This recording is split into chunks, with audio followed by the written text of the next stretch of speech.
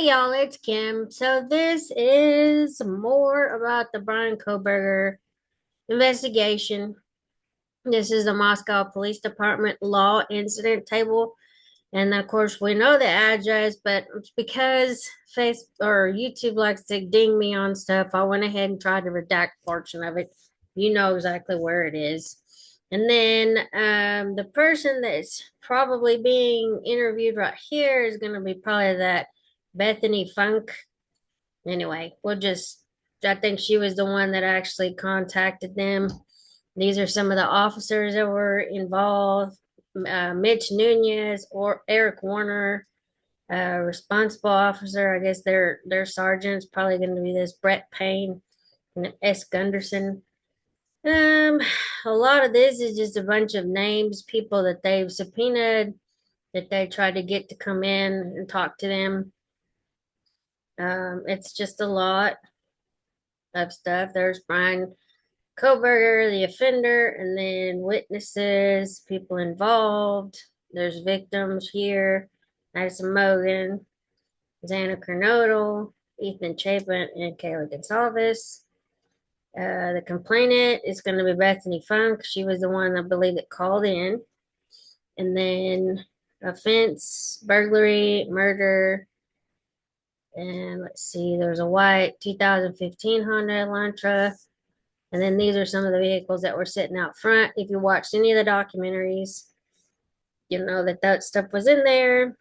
There are just all kinds of stuff that they collected, evidence, incidents, a Kohberger interview. I want to see that. Or M or A Kohberger, M.A. Kohberger, and then M Kohberger. I guess this is the relatives. DM Celebrite. That's the ones that were tracking all of his stuff and looking through all of his social media, his contacts, everything in his phone. It's a married couple that does that. TikTok data, YouTube data. There's just all kinds of stuff that was brought into this. Oh yeah, something up here about Winco. I think that was where Kaylee said she was being tracked, not tracked, but followed in the store, and I don't know where that went. Something they probably did their surveillance system there at the store. And I saw something that was actually a African American guy that was following her. So it wasn't like it was right here, Winco HD. I mean, there's just so much stuff in here. Let's see, Pullman Road. I don't know what that means. I don't know. And then McDonald's video. Okay, so Winco USB.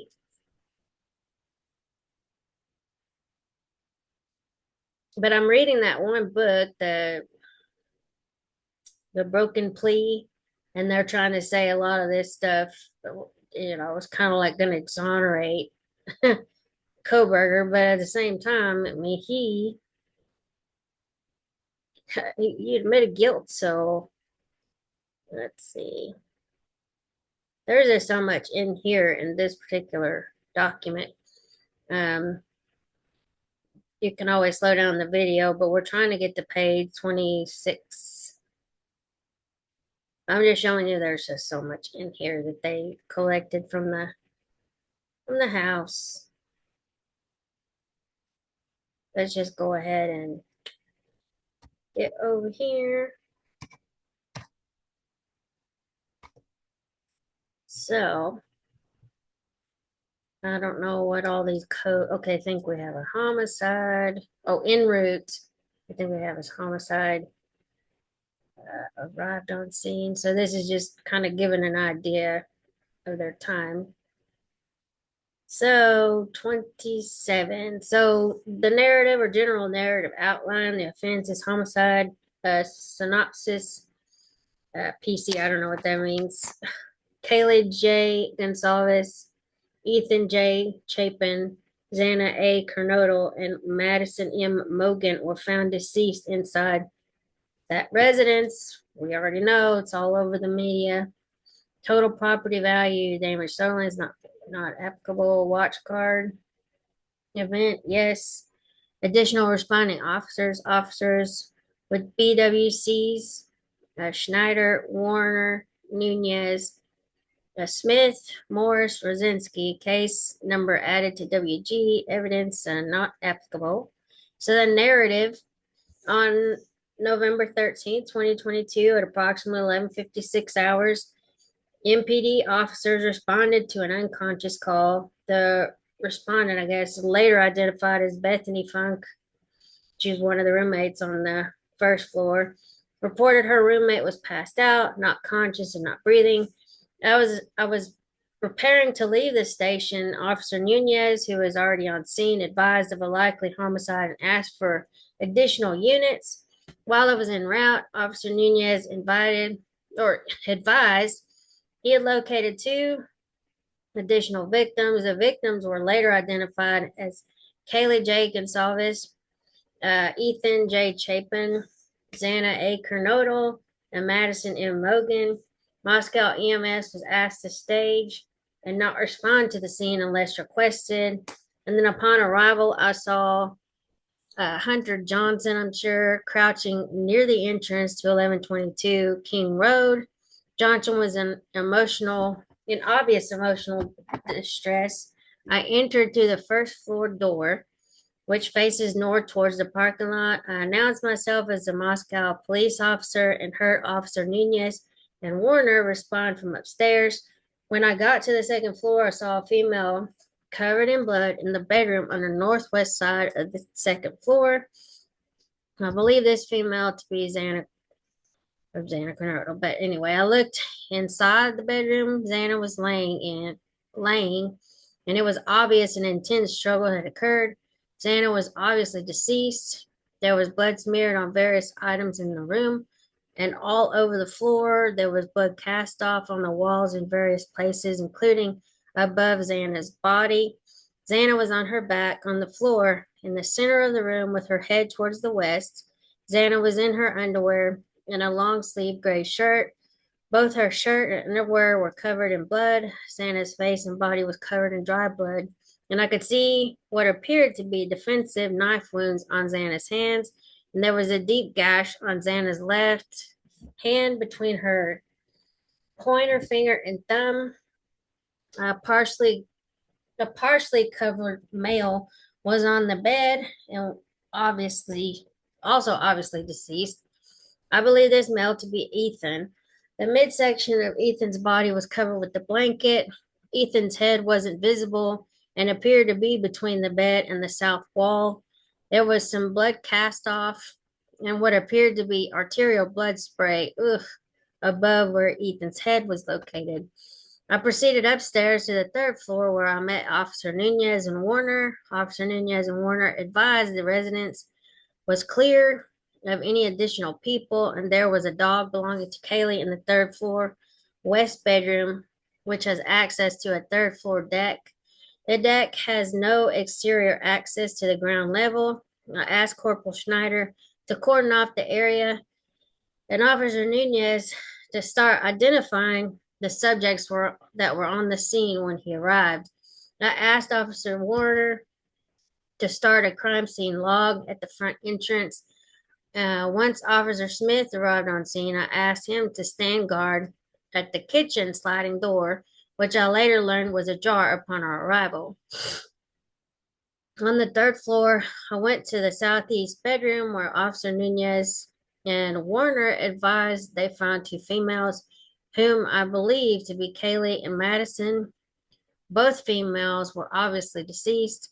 I observed Kaylee lying on the north side of the bed and Madison lying on the south side of the bed with their heads towards the east.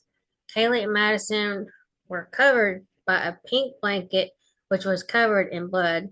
There was a large pool of blood near Kaylee's midsection. There was blood cast off on the east and north walls above Kaylee and Madison. Madison appeared to be lying up against Kaylee, and Madison had what appeared to be wounds to her forearm and hands. Madison had a gash under her right eye, which appeared to go from the corner of her eye to her nose. Kaylee was unrecognizable as her facial structure was extremely damaged. Oh my gosh. I asked Officer Nunez to close the door to the bedroom so the dog did not try to disturb the scene. Other than that action, MPD patrol officers left the scene as it was found. I was later confirmed with I was later confirmed with Officer Nunez that no EMS personnel entered prior to my arrival. I contacted Captain Barrett and advised him of the situation. Captain Barrett said he would activate detectives and get more resources en route.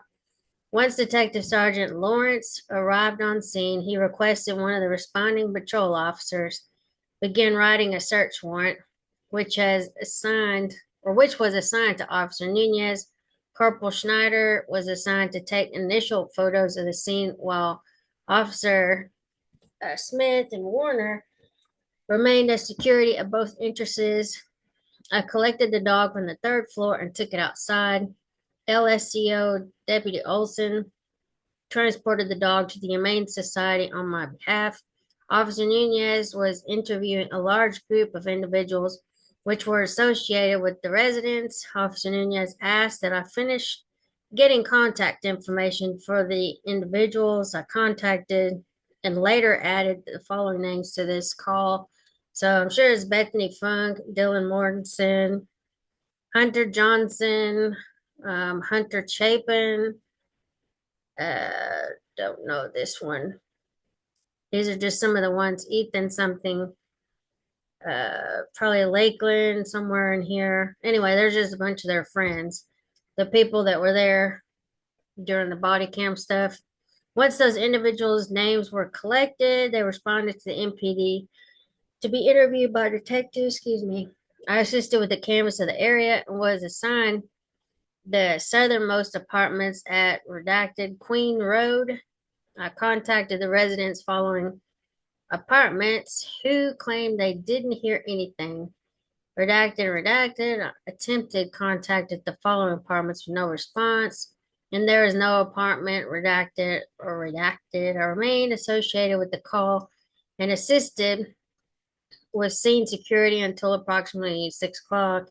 Other information, photos attached, follow up needed, undeveloped leads. Case status referred to specialty. Yes, detectives. I certify and declare under penalty of perjury pursuant to the law of the state of Ohio that the foregoing is true and correct.